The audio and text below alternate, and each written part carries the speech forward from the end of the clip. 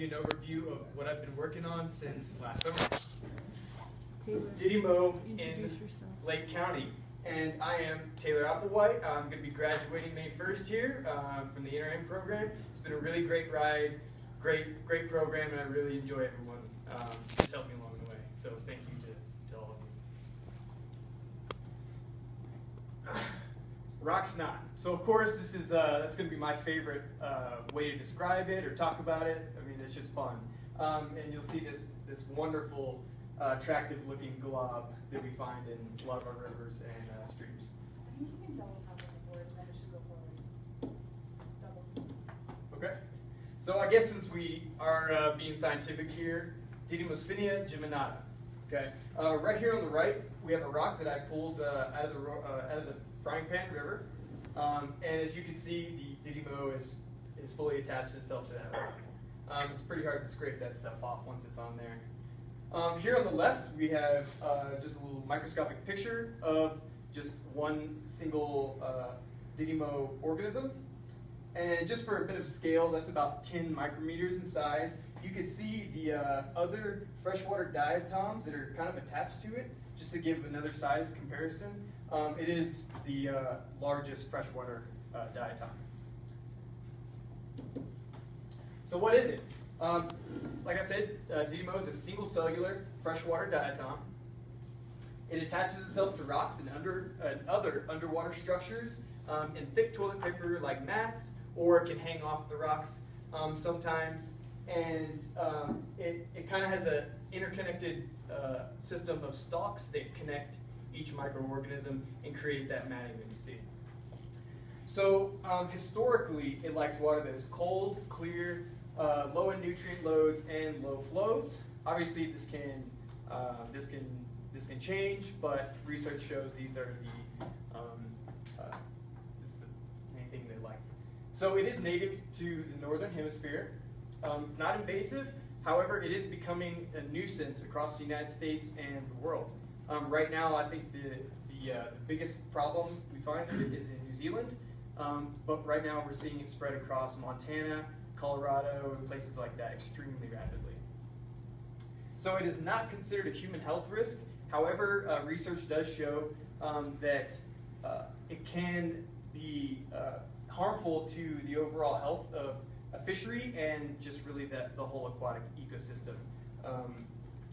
It can create some human problems like clogging up water intake valves, messing with hydroelectric kind of things, and that can cost a lot of money, as well as just the economic impact of your anglers just getting constantly caught up in this stuff all day and they just give up and go home or fish somewhere else.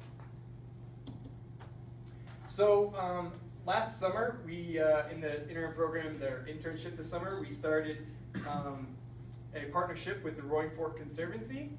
Really great project. We had a lot of fun with it. They wanted us to come down and do their first kind of comprehensive study of Didymo on the Frying Pan River there in Basalt. They knew it was there. It's been there for years and years, but they didn't really have any like baseline data, how it changed over time, how the flows were affected by it, what the water quality was, all that kind of stuff. So we went out there, 3 different sampling sites, 2 in the summer and actually 1 in the fall, and just to monitor all that, get data, and then provide them with some baseline data they could further go off of, and hopefully create some management plans in the future. So it was a really great experience, tons of fun. I really love that area out there, and it was just a really neat experience. And that's kind of how I really got interested in this too. I didn't really think I'd be very interested in like microbiology and microorganisms, but it's something that I've really grown attached to. No pun intended. So this is just a picture of us on the frying pan, taking a couple samples. You see I've got my head in some contraption there. I'll explain what that is in a little bit. Like I said, it was gorgeous out there. We had a lot of fun. And we found out a lot of things too. So what I was trying to do with this study here in Lake County, I wanted to conduct Lake County's first comprehensive study of Didymo and create some baseline data for future use. So hopefully after me and after my findings, we can keep monitoring this and see where it's changing, how it's changing, and determine what to do from there. Also wanted to identify spatial and temporal variability of the Didymo where I did find it. A little side note, where I know of it in Lake County, I have been monitoring it since last summer. Also wanted to try and identify the sources and contributors to growth just here in the county. That's really difficult and it's kind of a PhD in itself. So, also I wanted to identify potential management strategies and for reducing occurrence and persistence throughout the county. Again, extremely difficult, and I'm just guessing here. So how did I find it? The Diddyscope. So this is that bucket I'm looking into. Really fun. This is kind of homemade engineered here in our program. It's just we cut a hole out, put some plexi in there, siliconed it in. Funny little story about this. When we were first searching for it, you're down in here pushing this into the water. And Jen has her cell phone taking pictures of this, all this Didymo. Like, oh, wow. And then the seal busted, and she pretty much almost lost her phone that day. But after some reconstruction, we got all working again, and it works great. It's really cool to just be able to walk around and see the bottom and quantify the Didymo. So, neat little tool. So, microscopic analysis, I spent a lot of time looking at Didymo under the microscope. So when I see it out in the river, I can pretty much automatically identify it. I don't need to take it back and is it for sure Didymo? But what I did with the ones that I did find in Lake County, I took them back just to see if there were any variations between the Didymo that I saw in basalt and then here in Lake County. There was none. At least none that I could tell. Dun, dun, dun, the big question. Okay, so here's kind of a crude GIS map that I whipped up. So we have Leadville's right here. Surrounded here we've got the entirety of Lake County. The green dots indicate all my sampling sites, and the blue is obviously our main waterways. There's also tons of different little ones that I checked out, but a lot of them weren't even flowing, so I didn't feel like putting them on here. Now, the red, that's the problem. So red here, that's going to be the Lake Fork, right below Turquoise Dam and Turquoise Lake here. So the entirety of the Lake Fork is covered in Didymo.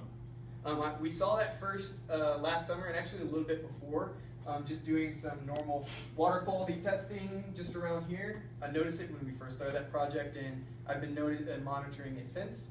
From what I've seen last summer and what I've seen now, it's slightly more than last summer. Very slightly noticeable, but I can still tell that there's more there than last summer. So I'm going to come back to this map. So this is Turquoise Dam. This is right below it. I first found Didymo. This is the main flow here. There's also another one right here, but I found it right in here, right immediately below the dam, just like we found in basalt in the frying pan, just right below the dam. So I found it here, but since this is kind of slack water and it's kind of deep, you really had to search for it. So this little pour over is just right below that dam, so the dam is just kind of up here. There's some rock structures right here. That's where I really start to see it growing. And then as soon as it comes down this pour down, which is very regulated flows, all down here, you really see it jump. This is just below that little pour over. That's not what a normal healthy waterway is supposed to look like. All that gold, that's Didymo. You could see, I just took it from the top of the water. You can see how it's all matted, and then the exposed rocks on the top are a totally different color. So it looks like we have about 80–85% coverage on the rocks for the first half of the Lake Fork, and then about halfway, it starts to get about 50%, 30%, and the rest is about that. But it is in the entirety of the Lake Fork. Sampling on the Arkansas River. In my opinion, the flows are way too high to be able to sustain any Didymo. So that's why I think I haven't seen it there. Half Moon Creek we checked out, nothing there. I thought, well, if there's Didymo right below Turquoise Dam, maybe there is below Twin Lakes.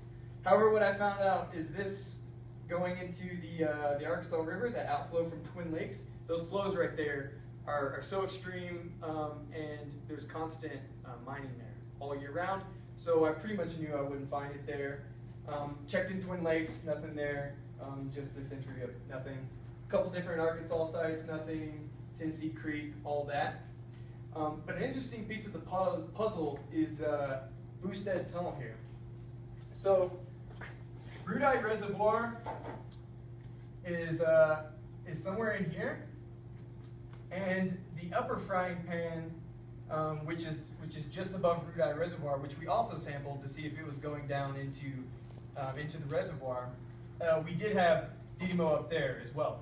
So an interesting bit about this is that basically we're sucking water from the upper frying pan, and it's getting over to this Boosted Tunnel to ultimately be dumped into Turquoise Lake.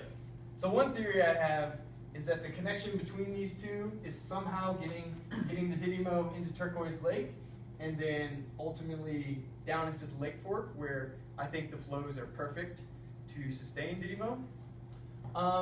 But I don't know. There's a lot of what ifs and up in the airs with that theory.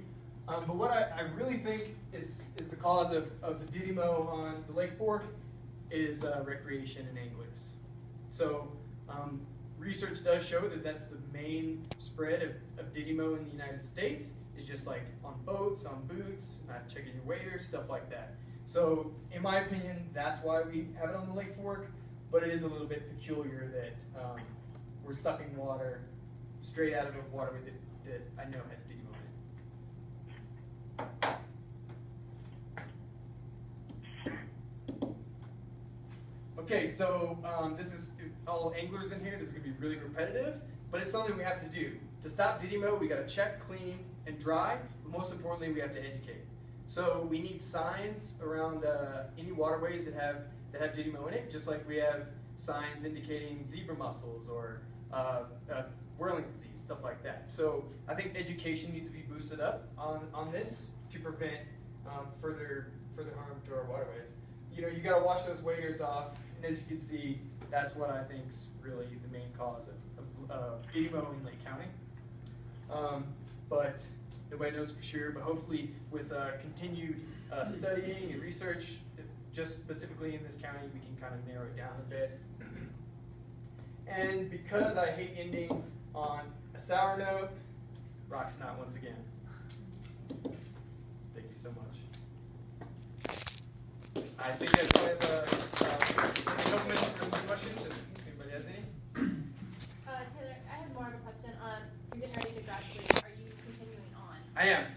I'm enrolled already at Western State, and I'll be environmental ecology and biology. I thought it really fits perfectly, and I'm really excited to go into that to hopefully study more things like this.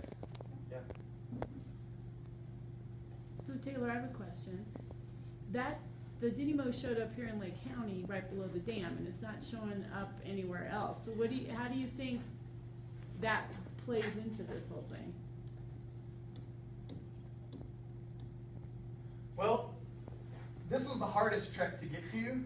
I only went to this last week just because I wanted to wait for it to thaw out. So I hiked all the way to the top, and I was like, well, you know, maybe we should see it coming in that inlet somewhere. Nowhere up there did I find it.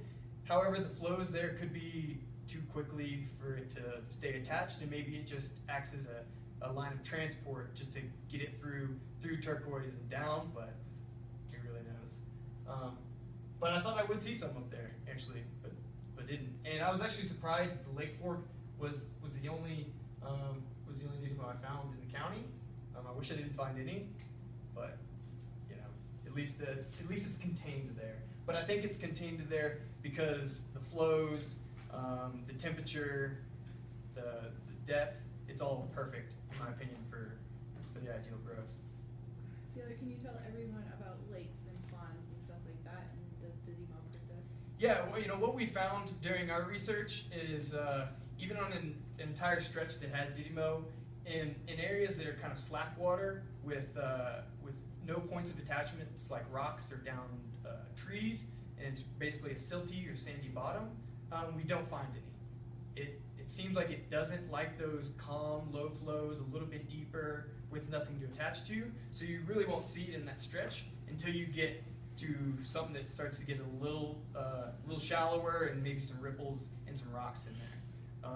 Really, where you see it exploding is, or what I've seen, is in very low flow conditions, rocks that are above and below the water partially, and just constant flows and man-made flows.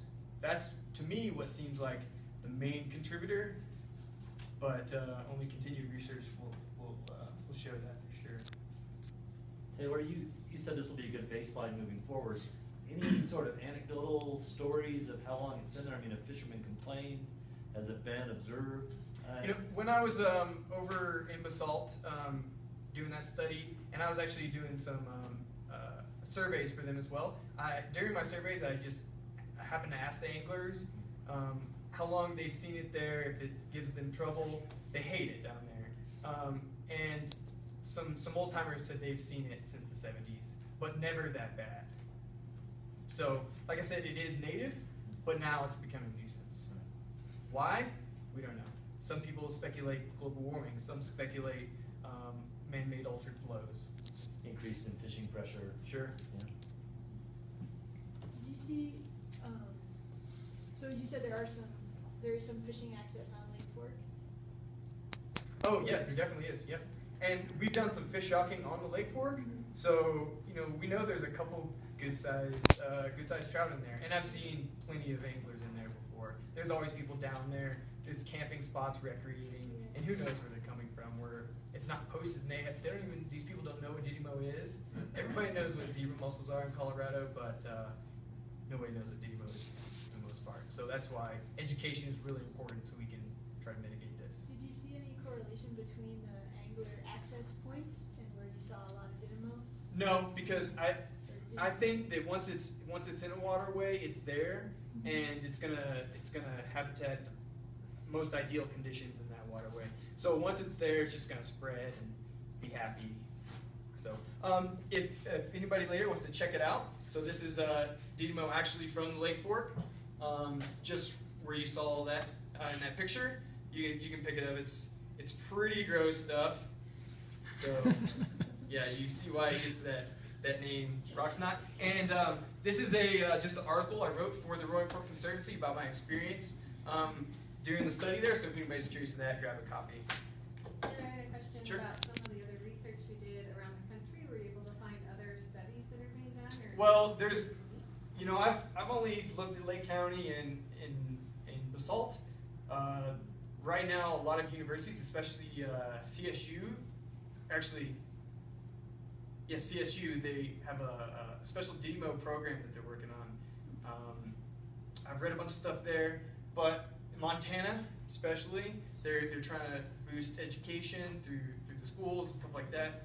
But right now, we're seeing a lot of increased research where there hasn't been in the past, and that's only because we're seeing an explosion that we haven't seen in the past. So I think in the next 10 years, we'll really have maybe a mitigation plan throughout the United States. But right now, we don't know enough to really do anything. Does drying it out kill it, or can you rehydrate it and start growing it again? It depends. After a certain amount of time, after it's dried out, once it gets crusty enough where it'll break, it won't rehydrate. When I've tried to put that back into water, it's still kind of like crusty and floats. Now, what I did see on the Lake Fork though, where about this high from the river, I saw, or from the Lake Fork, there was dry Didymo on the rocks. You know, this high from where the flows are currently. So that indicates to me that we do have Didymo in there year-round, throughout the winter, all that. So when it goes up, still there, goes down, kills that stuff off, and yeah. Have you done or thought about doing any education with like Trout Unlimited groups? Because that seems like a great way to get the message out to anglers. 'Cause I know they're very active in this area. Right, like I said, education is the #1 thing. I haven't talked to any local partners or anything, but what I would like to talk to some people about is just basically putting signs up. Let's start there. Let's put up signs to educate people, because that's the first step. You know, you can't go door to door telling somebody what Didymo is. You got to put up a sign or something like that. Show a picture of it. So what I would like to see in the next year is even one sign at the Lake Fork, at the main kind of area, just letting people know that it's there. And if they're coming from out of state, if they're coming from other parts of Colorado that don't have that, the last thing we want to do is to harm other waterways with this nuisance algae. And one of our board members who's not here right now is Mark Coles on TU, so we can definitely talk with him and. Yeah, I was thinking at least maybe getting that flyer out. Well, thank you so much, everybody. Appreciate Good job, it. Tim. Good job, Tim.